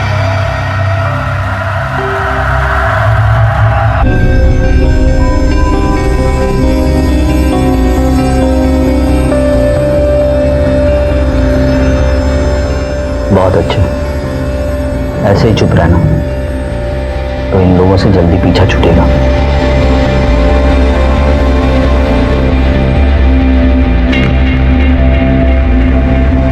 सर, फॉरेंसिक रिपोर्ट के मुताबिक पूजा का मर्डर 1 से 20 जून के बीच में हुआ है, और मर्डर किसी चाकू या धारदार वेपन से किया गया है, क्योंकि हड्डियों पे स्क्रैच के निशान मिले हैं सर। इसका मतलब है कि फोन स्विच ऑफ होने से मौत होने तक पूजा किडनैपर के कब्जे में थी।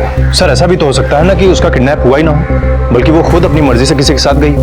मात्रा, अगर ऐसा भी है तो उस पास्ट के पर्सन को हमें ढूंढ के निकालना तो होगा। जरा पता करना होगा कि पूजा का घर वालों से और बाहर वालों से रिश्ता कैसा था। मुझे माफ करना बेटा, तुम्हारे साथ जो कुछ भी हुआ उसका जिम्मेदार मैं हूं। मेरी एक गलती की वजह से तेरी जान चली गई। असली गुनहगार तो मैं हूं। मैंने तुम्हें मौत के मुंह में ढकेल दिया। मुझे माफ करना बेटा, मुझे माफ करना, माफ करना पूजा। तुम्हारी सोसाइटी में जो सुभाष मिस्त्री रहते हैं, उनकी बेटी पूजा मिस्त्री ये कैसी लड़की थी? हंसमुख थी साहब, बहुत अच्छी लड़की थी साहब, हम कभी उसको उदास नहीं देखे साहब।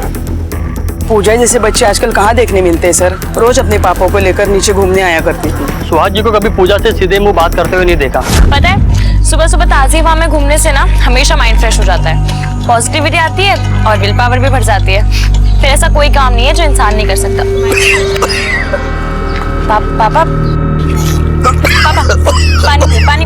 ये सुभाष जी पूजा से किस बात पे नाराज रहते थे? साफ साफ तो कुछ पता नहीं है, लेकिन सुहास जी हमेशा कहते थे उसने उनकी जिंदगी छीन ली है, वो कभी भी पूजा को माफ नहीं करेंगे। सर, पूजा फ्रेंडली थी, पर वो हमारे इतने क्लोज नहीं थी कि हम उसके बारे में कुछ जान सके। हाँ, उसकी बेस्ट फ्रेंड नीलिमा है, शायद उसे कुछ पता हो। सर, वो मेरी बेस्ट फ्रेंड तो थी, पर कभी अपने पर्सनल लाइफ के बारे में डिस्कस नहीं किया। हाँ, उसे एक लड़का लेने और ड्रॉप करने जरूर आता था। कौन था वो लड़का? क्या नाम था उसका? सर, नाम तो याद नहीं, कभी पूजा ने मिलवाया ही नहीं। हाँ, उसके कार के साथ हमने सेल्फी जरूर ली थी।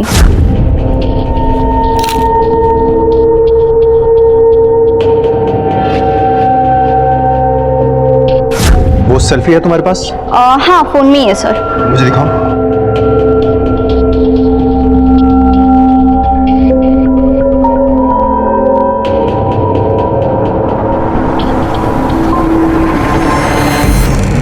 सर, जब हम सुभाष से पहली बार मिले थे तो हमें ऐसा बिल्कुल नहीं लगा था कि वो अपनी बेटी से बात तक नहीं करता होगा।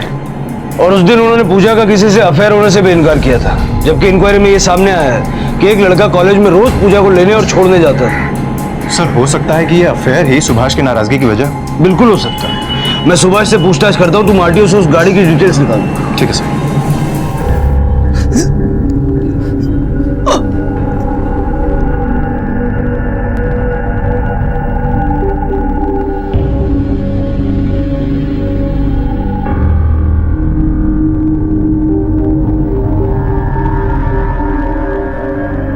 सॉरी हम आपको ऐसे डिस्टर्ब कर रहे हैं, लेकिन पूजा के बारे में कुछ सवाल पूछना है। पूछिए। हमें पता चला है कि आप पूजा से बात नहीं करते थे, वजह जान सकते हैं? सर, आपने जिस गाड़ी का नंबर दिया था वो गाड़ी किसी असलम के नाम पर रजिस्टर है सर, ये उसके एड्रेस। हाँ, मैं नाराज था उससे, लेकिन नाराज होने की भी वजह थी सर। उसकी एक गलती ने मुझे, 2 साल पहले की बात है, उसने कार चलाने की जिद की थी। पूरी तरह उसके अगेंस्ट था, लेकिन पापा क्या प्रॉब्लम है? मैं कार क्यों नहीं चला सकती? क्योंकि तुम्हें कार चलाना नहीं आता, और एक ड्राइवर के लिए जो मैच्योरिटी होनी चाहिए वो तुम में नहीं है। पापा कार एक मशीन है और उसके लिए मैच्योर होने के लिए उसे चलाने आने की जरूरत होती है। पूजा, सिर्फ स्टीयरिंग घुमाना मतलब कार चलाना नहीं होता। अरे उन लोगों के बारे में सोचना पड़ता है जो रास्ते पर चलते हैं। अरे तुम्हारा क्या भरोसा? क्यों बहस कर रहे हैं इससे? जानते हैं कि जीतेंगे। वैसे एक बात कहो, कार चलाना सीख लिया है इसने? सारिका तुम बीच में मत पड़ना। नहीं मतलब नहीं। उसकी जिद में मैंने अपने दोनों पैर खो दिए। उसके बाद मैंने उसको कभी माफ नहीं किया। अगर उसको माफ करता तो शायद आज मेरी बच्ची मेरे पास होती। मतलब?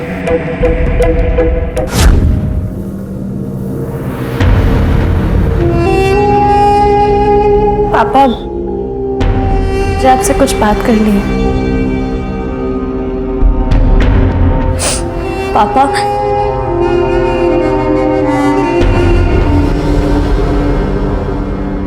पापा प्लीज एक बार मेरी बात तो सुन लीजिए।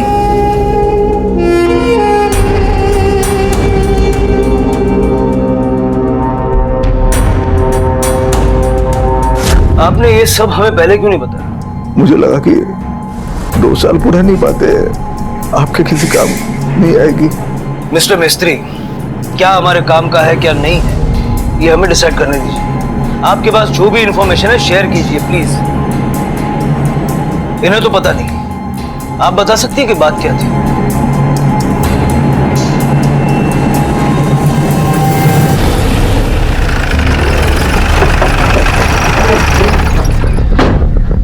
सर, जो गाड़ी पूजा को कॉलेज से पिकअप करती थी वो किसी असलम नाम के आदमी की है। सर, ये असलम गाड़ियां रेंट पे देता है।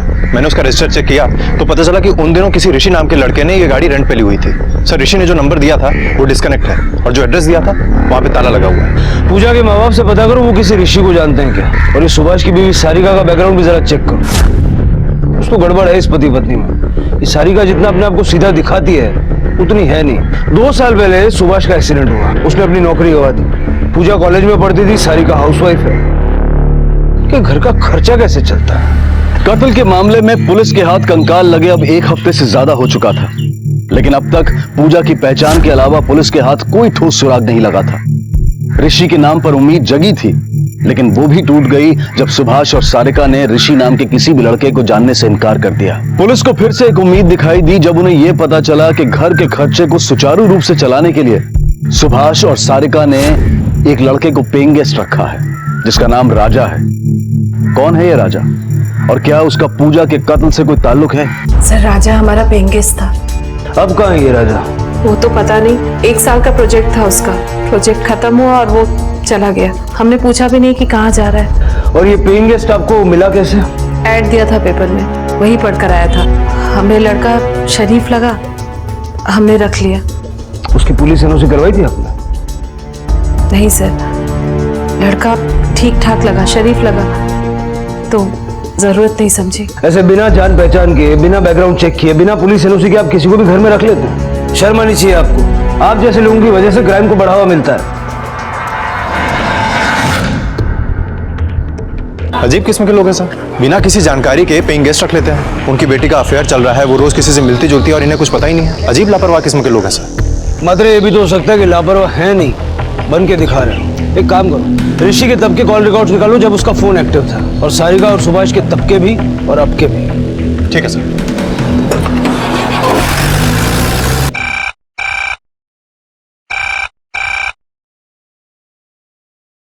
हेलो,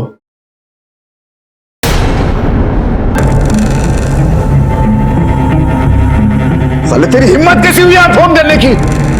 तेरी वजह से मेरा सब कुछ। हेलो, तुमने यहाँ क्यों फोन किया? रुको, मैं आती हूँ तुमसे मिलने।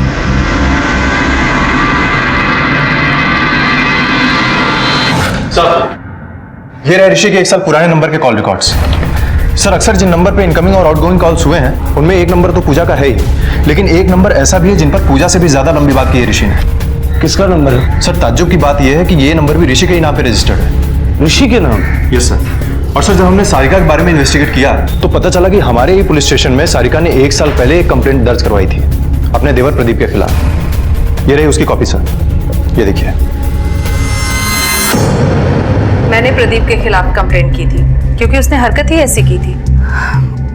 वो इनकी बीमारी का फायदा उठाना चाहता था, मेरा फायदा उठाना चाहता था, और उल्टा मुझे धमकी दे रहा था कि अगर मैंने मुंह खोला तो मेरा घर बर्बाद कर देगा। बस इसीलिए मैंने उसके खिलाफ कंप्लेंट की थी पुलिस में। बाद में आपने उसकी जमानत भी करवाई? जी नहीं, मैंने जमानत नहीं करवाई थी उसकी, इन्होंने करवाई थी, ये जानते हुए भी कि वो मेरे साथ क्या करना चाहता था। कुछ नहीं करना चाहता था सर मैं उसके साथ, वो झूठ बोल रही है। उल्टा मैं जब भी भैया से मिलने जाता वो कुछ ना कुछ बहाना करके मेरे पास आती थी और मुझे चिपकती थी। तो जब तुमने कुछ किया ही नहीं तो उसने पुलिस में शिकायत क्यों की? सर, वो कहते हैं ना, चोर की दाढ़ी में तिनका, बस वही बात है। उसे पता था कि अगर मैंने अपना मुंह खोल दिया तो वो फंस जाएगी, इसलिए उसने मुझे पहले फंसा दिया। तो तुम्हारे कहने का मतलब है कि वो सारे इल्जाम तुम पे झूठे लगा रही? हाँ सर, वो एक नंबर की मतलबी औरत है सर। मैं तो क्या, उसने अपने पेइंग गेस्ट तक को नहीं छोड़ा, और मैंने खुद अपनी आंखों से उन दोनों को रंगरलिया मनाते हुए देखा है सर। हो सकता है तुमने ये सब कुछ सारिका से बदला लेने के लिए किया। सारिका ने तुम्हें इग्नोर किया, तुम्हारे खिलाफ पुलिस कंप्लेंट की, और बदले में तुम उसके ऊपर इल्जाम लगा रहे हो।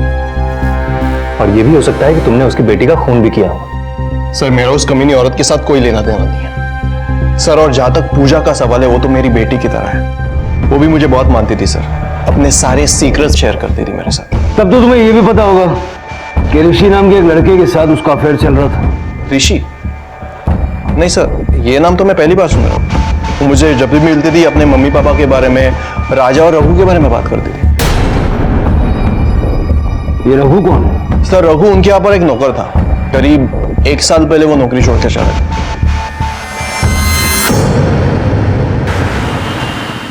पता करो ये रघु आजकल कहाँ है? सर, सुभाष के घर पे जो राजा पाटिल पेइंग गेस्ट था, उसका ऑफिस का एड्रेस मिल गया सर। आपके यहाँ राजा पाटिल नाम का एम्प्लॉय काम करता है ना? राजा पाटिल? सॉरी सर, इस नाम का कोई भी एम्प्लॉय हमारे यहाँ काम नहीं करता। हो सकता है कि 1-1.5 साल पहले काम करता हो। सर, अब इतना पुराना तो कुछ याद नहीं मुझे, लेकिन हाँ, हम अपने एम्प्लॉयज के नाम और एड्रेस हमेशा मेंटेन करते हैं। अगर आप चाहो तो मैं आपको दिखा सकता हूँ। प्लीज। ये देखिए सर।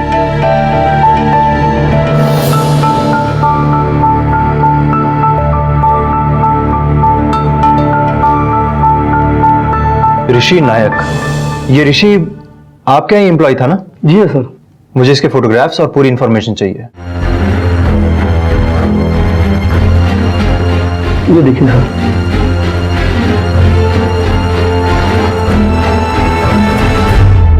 यही वो लड़का है जो पूजा को कॉलेज छोड़ने और पिकअप करने आता था? सर, बहुत टाइम हो गया, ठीक से याद तो नहीं, पर शायद यही है। सर, हमने ऋषि की फोटो असलम को दिखाई है जो कार रेंट पे देता है। असलम ने आइडेंटिफाई किया है कि ऋषि ने ही कार रेंट पे ली थी। नहीं सर, ये ऋषि नहीं, ये तो राजा है, और यही तो सुभाष भाई के यहाँ पेइंग गेस्ट में रहता था। राजा ही ऋषि है, ये खुलासा पुलिस के लिए बहुत बड़ी कामयाबी थी। पर क्या यह भी संभव था कि सारिका और सुभाष जानते थे कि राजा ही ऋषि है, लेकिन वो ये बात पुलिस से जानबूझकर छिपा रहे थे? राजा क्यों दो दो नामों का सहारा ले रहा था? क्या इसके पीछे भी कोई राज था? इसे पहचानते हैं हम? सर ये तो राजा है, यही तो था हमारे यहाँ पेइंग गेस्ट। तब तो आपको यह भी पता होगा कि यही आदमी राजा और ऋषि नाम की दो आइडेंटिटी के साथ जी रहा था। नहीं, ऐसा तो हमें कुछ पता नहीं था। मिस्टर मिस्त्री, आपको कई सारी चीजें नहीं पता। इस आदमी का मिलना हमारे लिए बहुत जरूरी है, क्योंकि हो सकता है कि इसका पूजा के खून से कोई वास्ता हो। सारिका जी, आपको तो जरूर पता होगा। जी नहीं।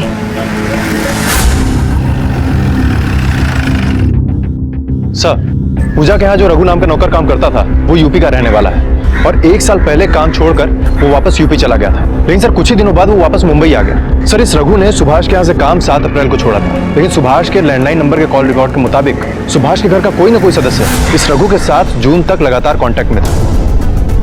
कौन हो सकता है जो रघु से कॉन्टेक्ट बनाए हुए था? सुभाष, सारिका या फिर पूजा?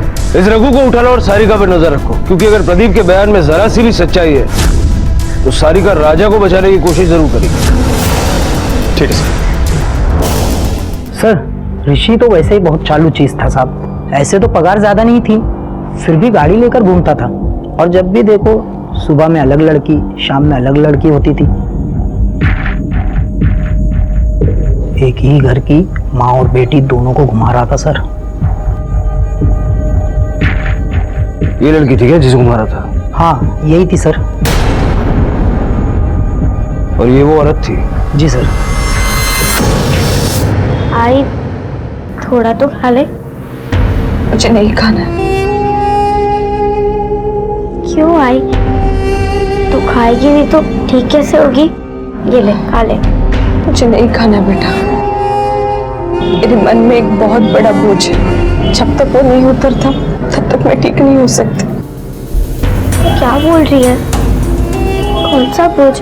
मैंने किसी के ऊपर अन्याय होते देखा और मुझे सब पता होने के बावजूद भी मैं कुछ नहीं कर सकती। मुझे और तुम्हारे दिमाग पे ये जो सच्चाई का भूत सवार है ना, उसे उतार के फेंक दो। इसी में हम सब लोगों की भलाई है। यार मैं बुरा इंसान नहीं हूँ, पर ये पुलिस के झमेले में नहीं पड़ना चाहता। एक बार केस हो गई तो 100 बार कोर्ट जाना पड़ेगा और मैं वो सब नहीं कर सकता। सुरेश, अगर मैं चुप रही तो मैं कभी खुश नहीं रह सकती। तुम जानते हो मैंने ये भूत का नाटक क्यों किया? क्योंकि अगर मैं नहीं बोलूंगी तो जिंदगी भर मुझ पे ये बोझ रहेगा।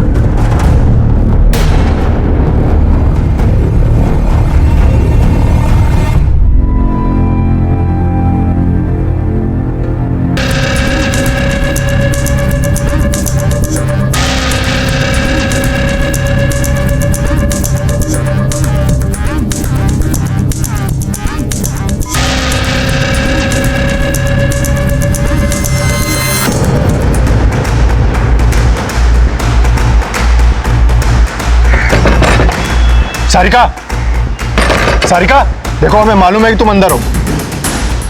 दरवाजा खोलो वरना हमें दरवाजा तोड़ना पड़ेगा। दरवाजा तोड़ो।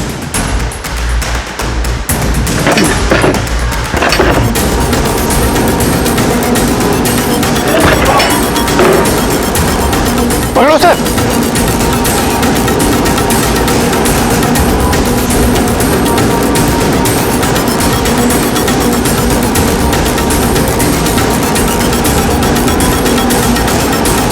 ज्यादा अनजान बनने की जरूरत नहीं है, हम सब जान चुके हैं। तुम्हारे ही आशिक के साथ तुम्हारी बेटी का अफेयर था और इसी वजह से तुमने उसे मार दिया, है ना? सर आप मेरा यकीन कीजिए, मैंने पूजा को नहीं मारा है। सर मैंने पूजा को नहीं मारा सर, मैं तो सारिका के कहने पर छुप कर बैठा हुआ था। अगर आपको हमारे अफेयर के बारे में पता चल जाता तो सीधा शक हमारे ऊपर ही जाता सर। अच्छा, बहुत बात बनता है तू सारिका की। कोई बात नहीं, अभी 2 मिनट में सारा सच बाहर आ जाएगा।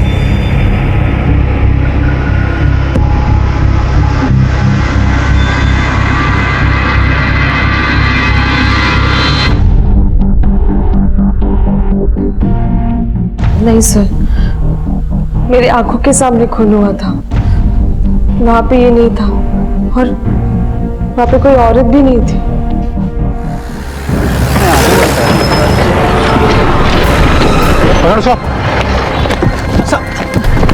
कहाँ भाग रहा है?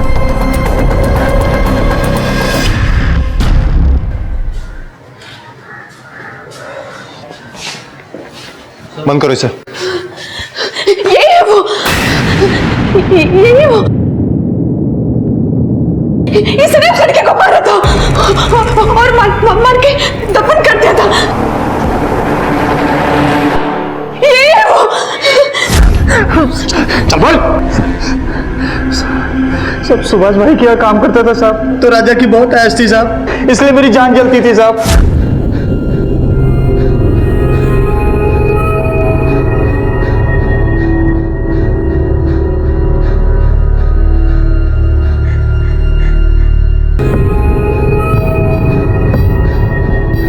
पूजा, नाश्ता कर लो। साहब यही सोच के मैंने भी ऐसा ही किया साहब। जब वो इतनी ऐश काट रहा है तो मैं भी इस बहती गंगा में हाथ धो लूं। यही सोच के मैंने छोटी मैम साहब के ऊपर हाथ डाला साहब, और साहब ने पकड़ लिया और नौकरी से निकाल दिया मुझे। 11 तारीख को मैंने अपने 3 दोस्तों को बुलाया और छोटी मैम साहब को कॉलेज जाते समय रास्ते से उठा लिया साहब। छोटी मैम साहब को रास्ते से हटाने के लिए उन्होंने मुझे याद किया। हाँ सर, मैंने मरवाया पूजा को। वो राजा से प्यार करने लगी थी, पर उसे मेरे और राजा के संबंध के बारे में कुछ नहीं पता था। जब उसे पता चला तो वो गुस्से में सब कुछ सुभाष को बताने गई। पापा, मुझे आपसे कुछ बात करनी है। पापा। सुभाष ने उसकी कोई बात नहीं सुनी, पर ये बात हमारे लिए प्रॉब्लम बन गई थी। पूजा ने रात दिन एक ही रट लगा रखी थी राजा से कि वो मुझे छोड़ दे और उससे शादी कर ले। इसीलिए मजबूरी में आकर मुझे ये डिसीजन लेना पड़ा। राजा को सेव करने के लिए मैंने पहले उसे घर से बाहर निकाल दिया, फिर रघु को पैसे देकर पूजा को मरवा दिया। अच्छा होता अगर तुम्हारी असलियत सबके सामने नहीं आती, क्योंकि जैसा घिनौना काम तुमने किया है ना, किसी को भी ये जानकर विश्वास नहीं होगा कि ऐसी भी मां हो सकती है। एक मां जिसने एक बेटी को जन्म दिया, उसने ही उसका जीवन ले लिया। ऐसे अपराध न सिर्फ रिश्तों को कलंकित करते हैं, बल्कि रिश्तों पर के विश्वास को भी कमजोर करते हैं। सारिका को पूजा के कत्ल की साजिश के लिए और रघु और उसके साथियों को पूजा के कत्ल के लिए गिरफ्तार किया गया है। ये सभी इस वक्त न्यायिक हिरासत में हैं। रिश्तों में भी दायरे जरूरी हैं। रिश्तों की मर्यादा बनी रहे तो ही रिश्ते चल पाते हैं, और जब रिश्ते अपनों को छलने निकल पड़ते हैं, तब सारिका जैसे उदाहरण पैदा होते हैं जो सिर्फ दूसरों के लिए नहीं बल्कि अपने लिए भी घातक होते हैं। इसी विचार के साथ अब मैं अनूप सोनी आपसे विदा लेता हूं। फिर मुलाकात होगी अगले एपिसोड में एक और चौंका देने वाले केस के साथ। तब तक अपना और अपने परिवार का ख्याल रखें और देखते रहें क्राइम पेट्रोल डायल 100। सबक एक को सीख हम सबको। जय हिंद। इस तरह के और भी एपिसोड देखने के लिए हमारे चैनल को सब्सक्राइब करें और बेल आइकन दबाना ना भूलें।